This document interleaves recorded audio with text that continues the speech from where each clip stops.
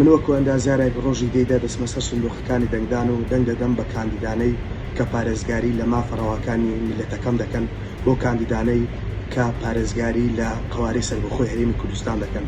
ئەو ڕۆژە زۆر پێویستە کورد بچێتە سەر سندوقەکانی دەنگدان و نفوزی کورد لە بەغدا ئاشکرا بکرێت. بەشداری لە هەڵبژاردننی پەرلەمانی عێراق دەکەم، دەنگ دەدەم، دەنگ بە بەربژێرێک دەدەم داکۆکی لە مافی ئافرەت بکات، داکۆکی لە مافەڕەوەکانی نەتەوەم بکات، تۆی ئافرەتیش دەنگ بدا. وەکو هاوڵاتێکی هەرێمی کوردستان دانیشتوی شەخلاوە بڕیارم داوە لە ڕۆژی دەیدە بەشداری بکەم لە پرۆسەی هەڵبژاردن بۆ ئەنجومەنی نەهێرانی عێراق و دەنگ بدەم بەو لایەنەی کە لە خەمی بنیادنانی کوردستانێکی بەهێز و پاراستنی شکۆی ملەتی کووردە. بۆیە هیوادارم هاوڵاتیانیش لەم ڕۆژە بە گڕوتینەوە بەشداری بکەن و دەنگ بەو لایەنە بدەن.